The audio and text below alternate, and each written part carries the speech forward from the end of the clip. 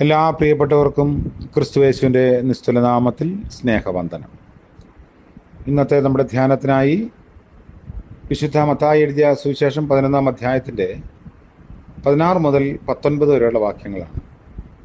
മത്തായി 11, 16 മുതൽ 19 വരെ. ആദ്യത്തെ 2 വാക്യങ്ങൾ മാത്രം വായിക്കുന്നു. എന്നാൽ ഈ തലമുറയെ ഏതിനോട് ഉപമിക്കേണ്ടു? ചന്തസ്ഥലങ്ങളിൽ ഇരുന്ന ചങ്ങാതികളോട്, ഞങ്ങൾ നിങ്ങൾക്കായി കുഴലൂതി, നിങ്ങൾ നൃത്തം ചെയ്തില്ല, ഞങ്ങൾ വിലാപം പാടി, നിങ്ങൾ മാറത്തടിച്ചില്ല എന്ന് വിളിച്ചു പറയുന്ന കുട്ടികളോട് അത് തുല്യം. കർത്താവിൻ്റെ പരിശുദ്ധ നാമം വാഴ്ത്തപ്പെടട്ടെ. കർത്താവിൻ്റെ കാലത്തുണ്ടായിരുന്ന യഹൂദന്മാർ ചന്തസ്ഥലങ്ങളിലായിരുന്നു. ചങ്ങാതിമാരോട് ഇടപെട്ട് കുഴലൂതുന്ന കുട്ടികളെക്കാൾ ജീവിതത്തിന് യാതൊരു പ്രാധാന്യവും കൊടുക്കുന്നവരല്ലായിരുന്നു. അവർ ജീവിതത്തെ കേവലം വിനോദങ്ങൾക്ക് വേണ്ടി ചെലവഴിക്കുന്നതായിരുന്നു പതിവ്. ജീവിതത്തിലെ ഗൗരവമേറിയ കാര്യങ്ങൾ പോലും അവരുടെ ശ്രദ്ധ ആകർഷിച്ചിരുന്നില്ല. തങ്ങളുടെ സ്നേഹിതർ തങ്ങൾക്ക് പ്രതികരണം നൽകിയില്ലെന്ന് അവർ പരാതിപ്പെടുകയാണ്. അവർ കുഴലൂതുമ്പോൾ ചങ്ങാതിമാർ നൃത്തം ചെയ്തില്ല. അവർ വിലാപം പാടുമ്പോൾ ചങ്ങാതിമാർ മാറത്തടിച്ചില്ല. ഏറ്റവും ചെറിയ കാര്യങ്ങളെ വലുതാക്കി കണ്ട് ജീവിതത്തെ ഗൗരവം അറ്റതാക്കി മാറ്റുന്ന ഒരു ജനതയുടെ വെളിപ്പെടുത്തലാണ് ഈ വാക്യങ്ങൾ. യോഹന്നാൻ്റെയും നമ്മുടെ കർത്താവിൻ്റെയും ശുശ്രൂഷ രീതികളിൽ വളരെ വ്യത്യാസമുണ്ടായിരുന്നു. തിന്നുകയും കുടിക്കുകയും ചെയ്യാതെ വിലപിക്കുന്നവനായി അവൻ യഹൂദ ജാതിയോട് ഇടപെട്ടു. വെട്ടുക്കിളിയും കാട്ടുതേനും തിന്ന് മരുഭൂമിയിൽ കഴിച്ചുകൂട്ടി. എന്നാൽ മനുഷ്യപുത്രൻ തിന്നുന്നവനും കുടിക്കുന്നവനുമായിരുന്നു. ചുങ്കക്കാരോടും പാപികളോടും കൂടെ വിരുന്ന് സ്ഥാനങ്ങളിലുമൊക്കെ പ്രത്യക്ഷപ്പെട്ട് ഭക്ഷിച്ചു. ദൈവമക്കൾക്ക് ലഭിക്കുന്ന കൃപാവരങ്ങളിൽ വ്യത്യാസമുണ്ട്. കഴിവുകളിലും വ്യത്യാസങ്ങളുണ്ടാവാം. ചിലർ ഇടിമക്കൾ എന്നർത്ഥമുള്ള ബോവർഗനോസ് ആണെങ്കിൽ മറ്റു ചിലർ പ്രബോധനപുത്രൻ എന്നർത്ഥമുള്ള ബർന്നബാസന്മാരാണ്. ഇവരെല്ലാം ഒരേ ആത്മാവിന് അധീനരും ദൈവത്തിൻ്റെ മക്കളുമാണ്. യോഹന്നാന്റെ പ്രവർത്തന വിധവും കർത്താവിൻ്റെ പ്രവർത്തന രീതിയും രണ്ടും രണ്ടാണ്. രണ്ടിലും ദൈവ മഹത്വമായിരിക്കുന്നു ലക്ഷ്യം.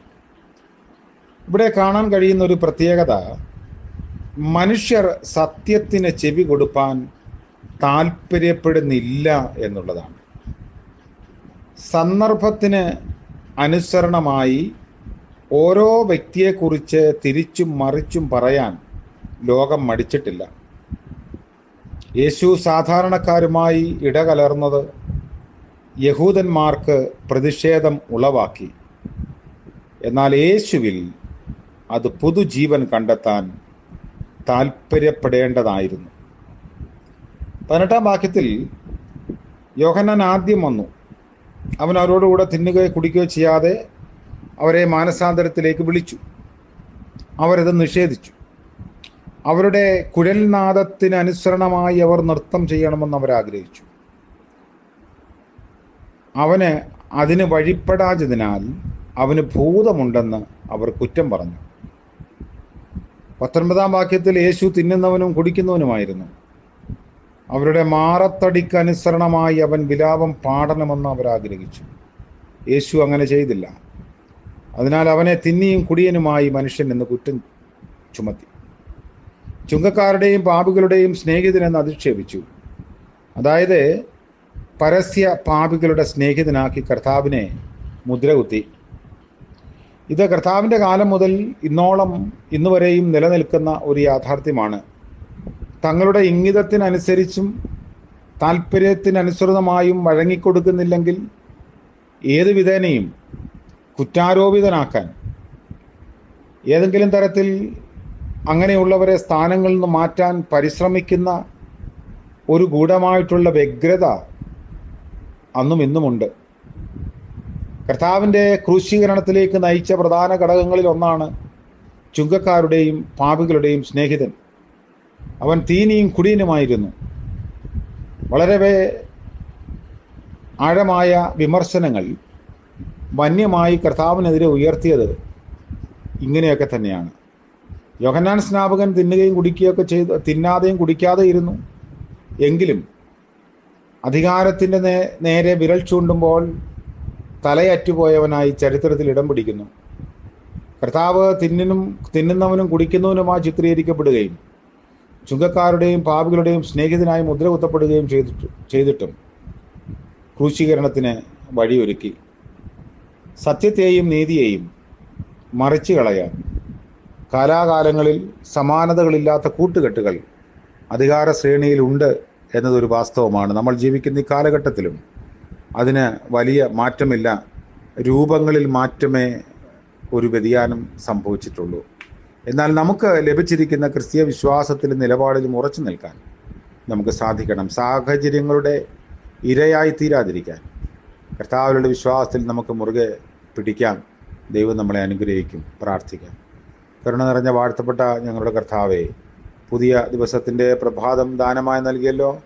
നന്ദിയോടെ ഞങ്ങൾ അങ്ങേ വാഴ്ത്തുന്നു. ഇന്നത്തെ പകൽക്കാല ജീവിതത്തിൽ അവിടുത്തെ കരുണ അടിയങ്ങൾക്ക് നൽകണമേ. ഞങ്ങളുടെ ചെറുതും വലുതുമായ ആവശ്യങ്ങളെ കർത്താവിൻ്റെ സന്നിധിയിൽ പരമേൽപ്പിക്കുന്നു.